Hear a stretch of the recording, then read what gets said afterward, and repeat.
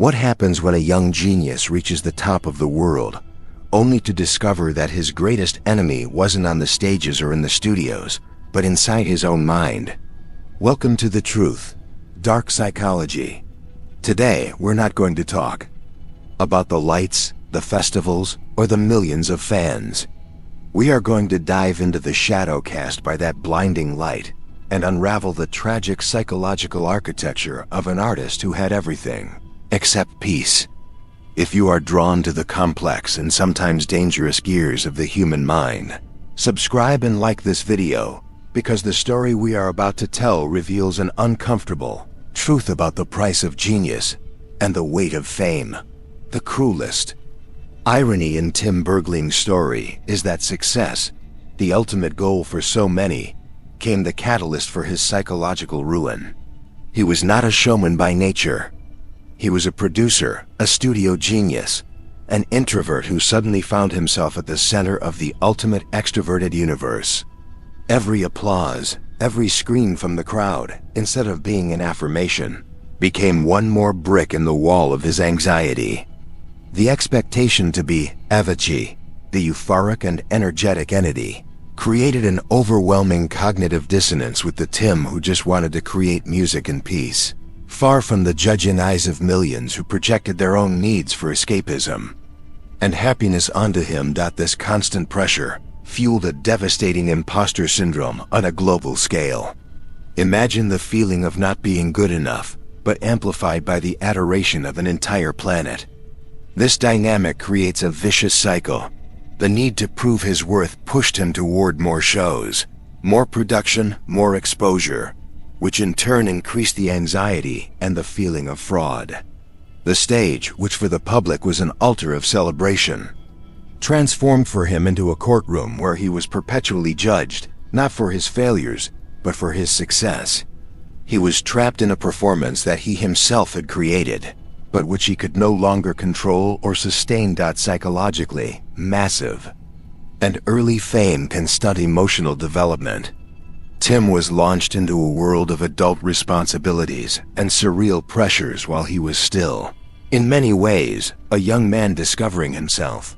He never had the chance to build a solid identity outside of his public persona. Avicii was the brand, the product, and Tim, the man, was gradually consumed by it. This forced merger of the private self and the public self is a recipe for mental disaster, as it leaves no room for vulnerability, for error, or simply for humanity. The search for external validation became his main metric for self-worth. Instead of finding satisfaction in his own art, he became dependent on the crowd's reaction and sales numbers to feel that his work had value. This is a dangerous psychological trap, as it hands over control of your emotional well-being to completely external and volatile factors. When your identity is so intertwined with public perception, any criticism, or even the absence of constant praise, can be felt as a personal attack and an annihilation of your value as an individual. In the end, the success he achieved was the personification of a Faustian pact. He gained the world, but the price was his tranquility and ultimately his sanity. The structure of fame, especially in the world of electronic music, was not designed to sustain a human being, but to extract the maximum from a product. He became the perfect product, and the system consumed him until almost nothing was left of the man behind the music. Dark lesson on how our greatest desires can become our worst prisons. Tim Bergling was notoriously shy and reserved, almost the opposite of the superstar DJ archetype who commands crowds. The Avicii persona was therefore a construct, a charismatic avatar created to survive in the hostile environment of the entertainment industry. His true voice was not spoken, but synthesized. His euphoric melodies and emotional lyrics became his primary means of communication, a channel through which he could express deep feelings of joy, melancholy, and longing that he struggled to verbalize. Music was at the same time his voice and his shield, allowing him to connect with millions from a safe distance, protected behind his equipment. However, This shield progressively became a mask. While Avicii's music was vibrant, optimistic, and full of life, the man behind it was drowning in silence. This duality is a tactic of perception manipulation, even if perhaps unconscious at first. The public consumed the happiness bottled in his songs, creating a public image that was in total disagreement with his internal reality. This disconnect between the projected persona and the real self is psychologically draining, requiring an immense amount of energy to maintain the facade and deepening the feeling of isolation. Over time, the Avicii brand became a golden cage. He was contractually and publicly obligated to be the personification of joy and partying, even when he felt exhausted, sick, and depressed. The character he created to protect himself ended up imprisoning him. Every time he took the stage, he wasn't just playing music. He was playing a role that was slowly killing him. The pressure to embody this idealized figure, night after night, in city after city, erased the boundaries between Tim and Avicii, leading to a fundamental identity crisis. This phenomenon reveals a dark aspect of entertainment psychology. Public didn't want Tim, the introverted Swede. They wanted Avicii, the party god. The industry sold them this god, and Tim was forced to fulfill the prophecy. His vulnerability was skillfully hidden behind spectacular production and infectious beats. His music, which began as an authentic expression, became part of the marketing tool that kept him trapped, a soundtrack to his own slow disintegration. Heard and celebrated by a world that had no idea what it was truly applauding. The silent charisma of Avicii, therefore, was not about personal charm or eloquence, but about the projection of an emotion that he himself desperately sought. He sold a sonic utopia that he could not inhabit. His genius lay in his ability to translate the complexity of the human experience into universal anthems. But the dark paradox is that, in doing so, he distanced himself more and more from his own humanity. His music was his salvation and his sentence, a way to connect that ultimately left him more alone than ever.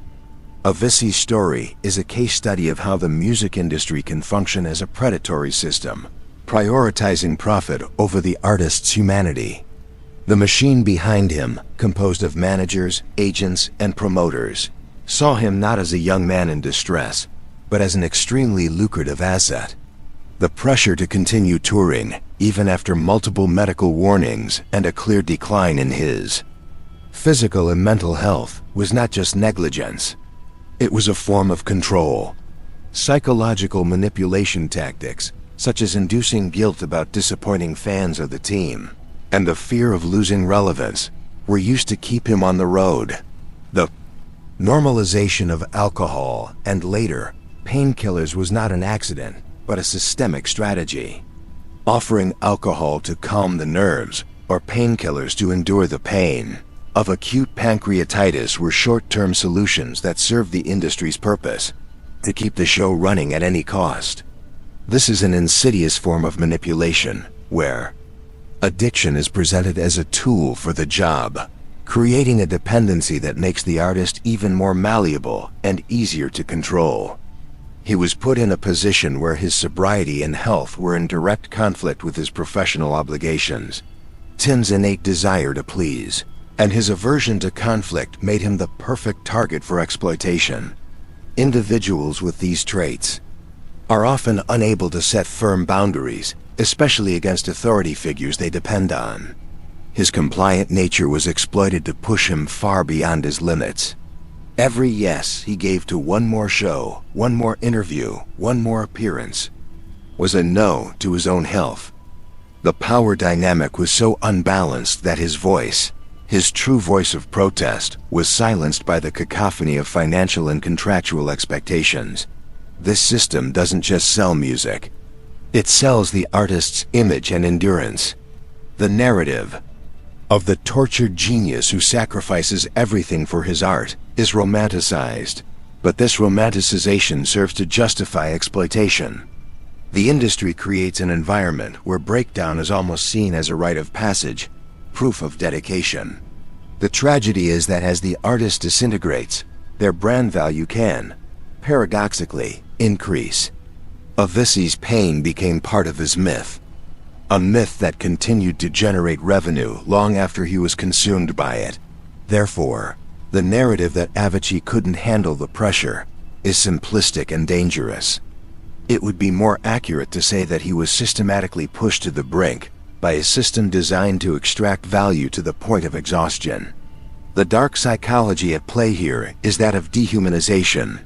When an artist becomes a commodity, their well-being becomes a secondary variable on the balance sheet. His story is a stark warning about the predatory nature of fame and the need to protect the humanity of those the industry seeks to monetize. Avicii's lyrics, especially in his later stages, were not just artistic compositions. They were public diaries of his psychological deterioration. If at first, anthems like Levels celebrated an infectious euphoria, his later works, like those on the posthumous album Team, contain messages that, in retrospect, are chilling cries for help. In SOS, the lyric, "Can you hear me? So help me put my mind to rest," is literal. There is no metaphor. It is a direct call for help, disguised in a danceable beat, the darkest form of irony. This phenomenon turned his discography into a self-fulfilling prophecy. By documenting his pain and his struggle in his music, he was, in a way, normalizing and charting the path to his own end.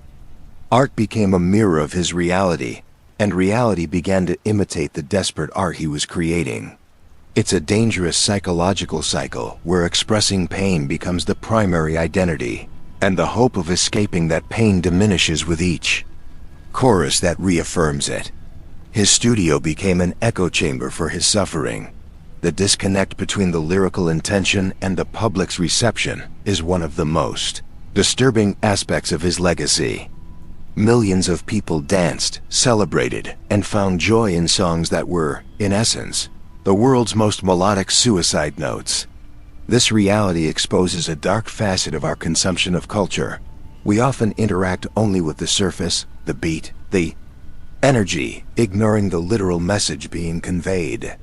We consumed his pain as entertainment, collectively participating in a celebration that masked an impending tragedy. Psychologically, this act of sharing his deepest vulnerability in such a public, and at the same time, so misunderstood way, must have deepened his sense of isolation.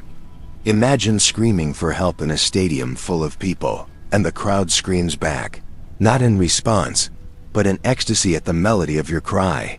It is the ultimate loneliness. His art form, the only way he could truly communicate, failed to convey the urgency of his situation to those who might have helped him, because it was packaged too appealingly. Thus, his final work remains a haunting testament to his struggle. He left a detailed map of his own mental labyrinth, and we could only fully decipher it when it was already too late. His art did not just imitate his pain, it immortalized it. And now we are forced to listen to his songs differently, understanding that beneath the polished production and uplifting melodies, there was a man telling us exactly how he felt and where he was headed. The prophecy was fulfilled. With a soundtrack by himself, we are uncovering the deepest and darkest layers of this story, and the complexity is overwhelming. If this analysis of the hidden mechanisms of the mind and the industry is resonating with you, take a moment and leave a like to support our work. Subscribe to The Truth so you don't miss any future investigations. And we want to hear from you. What other public figure whose story hides a complex dark psychology would you like us to analyze? Leave your suggestion in the comments. Avicii decision to retire from touring in 2016 was seen as a desperate and courageous act of self-preservation. It was his attempt to stop the machine that was crushing him, to escape the cycle of travel, anxiety, and substance abuse. However, this escape revealed an even darker psychological truth. Sometimes the silence that follows the chaos is even more deafening. For years, his identity, his routine, and his purpose were intrinsically linked to the frantic life of Avicii. By removing that, he was confronted with a terrifying existential void. Who was he without the stages, without the adoration, and without the constant distraction? The battle to retire was, in itself, traumatic. He had to fight against his own team, the people who were supposed to protect him, to reclaim his own life. This act of rebellion, though necessary, likely left deep scars, reinforcing feelings of betrayal and isolation. He won his freedom, but found himself alone to deal with the consequences. The structure that defined his life disappeared overnight, leaving him floating in an undefined space, armed only with the traumas his career had inflicted upon him. The dark hypothesis here is that, even away from the spotlight, his mind remained a prison. The memories, the social anxiety, the chronic pain, and the weight of expectations do not disappear when the tours end. In fact, without the constant distraction of work, these internal demons can become even louder and more present. Escaping the external environment did not guarantee an escape from the internal torment. He may have escaped the industry, but he couldn't escape himself, proving that sometimes our own brain is the most relentless predator of all. This struggle highlights a dangerous aspect of trauma recovery in high-pressure environments. Tim's identity was so fused with Avicii's that the detox from fame may have been as destabilizing as the fame itself. He went from an excess of stimuli to an almost total absence, a shock to the nervous system and the psyche. The silence gave him time to think, but his thoughts were at dangerous territory. His mind, trained for chaos, did not know how to function in calmness, and in that vacuum, his worst anxieties flourished without control.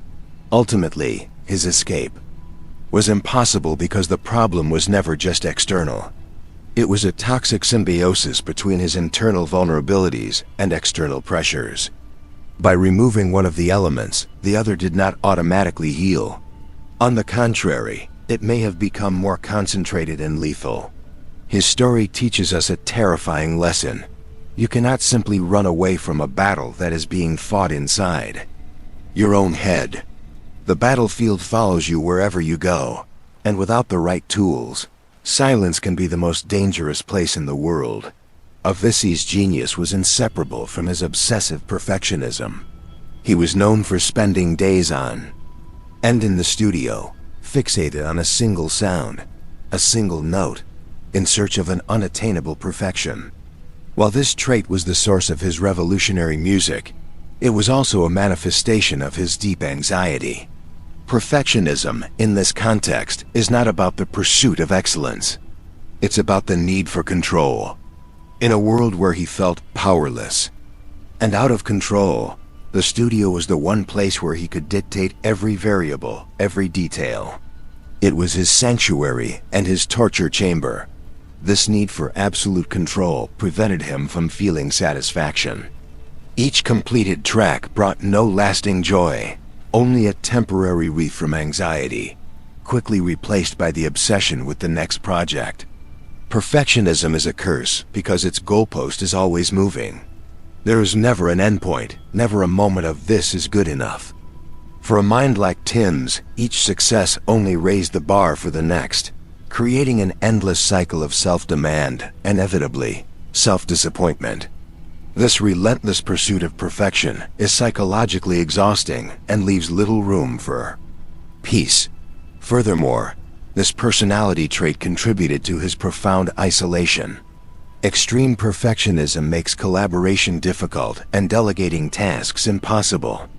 He carried the weight of each production entirely on his own shoulders, not because he was selfish, but because his anxiety wouldn't allow him to trust the work of others to match his precise vision. This enclosed him in his own creative world, alienating him from potential support and a healthy sharing of the workload.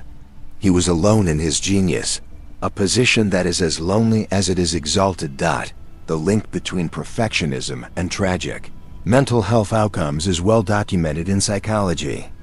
It is often associated with depression, anxiety, and suicidal ideation. The perfectionist sees the world in terms of absolute success or failure. Anything less than perfect is perceived as a total failure, not just of the work, but of oneself. As a person, this all or nothing mentality creates immense internal pressure and a fragility in the face of criticism or error. For Tim, this pressure was constant and overwhelming, coming from both within and without. Therefore, his genius was in fact a double-edged sword. The same drive that led him to create some of the most iconic music of our generation was the same drive that prevented him from finding peace and happiness. His obsession with perfection was an attempt to silence the chaos in his mind, but instead, it only amplified it. His story is a dark example of how our greatest gifts can be inextricably linked to our greatest vulnerabilities, and how the pursuit of perfection can ultimately be a path to self-destruction. Avicii's legacy transcends his music. It is a brutal and necessary lesson on the human cost of the light that stars emit. His life and death force us to confront our cultural worship of fame, of success at all costs, and the relentless pursuit of greatness, often ignoring the visible signs of human suffering that accompany that journey. We romanticize the figure of the tortured genius without truly understanding the dark psychology of that torture, which is often a mixture of internal predispositions and predatory, systemic pressures that exploit those vulnerabilities for profit. His story serves as a powerful case study, not of the malice of a single individual, but of the dark psychology of a system. A system that normalizes burnout, that treats mental health as an inconvenience, and that turns human beings into disposable products. Avicii's tragedy was not an isolated and unpredictable event. It was the logical and almost inevitable result of placing a sensitive and introverted individual into a machine designed to break him. His story exposes the architecture of control and manipulation that underpins much of the entertainment industry. We learn from him the dangerous fine line between inspiration and a cautionary tale. His music inspired millions, but his life must now serve as a warning to aspiring artists about the dangers of losing themselves in their public persona, a warning to industries about their ethical responsibility, and a warning to the public about how we consume art and the stories of the people behind it. His death opened a necessary dialogue about mental health in high-pressure environments. But the question remains, are we truly listening? The final psychological lesson Avicii leaves us is about the nature of our own internal prison. He had every imaginable external resource, money, fame, access, but none of it could buy him freedom from his own mind. This demonstrates that the real battle is, and always will be, internal. The pressures of the world may be the triggers, but how we respond, the stories we tell ourselves, and our ability to set boundaries and seek genuine help are the decisive factors. He showed us that you can be on top of the world and at the same time at the bottom of a personal abyss. In the end, Avicii's story personifies a fundamental and dark truth of the human condition. The brightest lights invariably cast the darkest shadows. His brilliance illuminated the world, but it was in that shadow that he was lost. His legacy lies not only in the melodies that make us dance, but in the uncomfortable question he leaves us with. How much suffering are we willing to ignore in exchange for a good show? The answer to that question will define whether we have learned anything from his loss. The human mind is the most complex battlefield that exists. The forces that shape this story are the same ones that, in different ways, operate in our own lives. What do you think about the price we pay for success? Leave your thoughts in the comments. Your perspective enriches our community. If this deep analysis has given you a new perspective, don't forget to subscribe to The Truth, Dark Psychology, and, crucially, hit the notification bell. You won't want to miss our next dives into the darkest corners of power, control, and human nature. Until next time.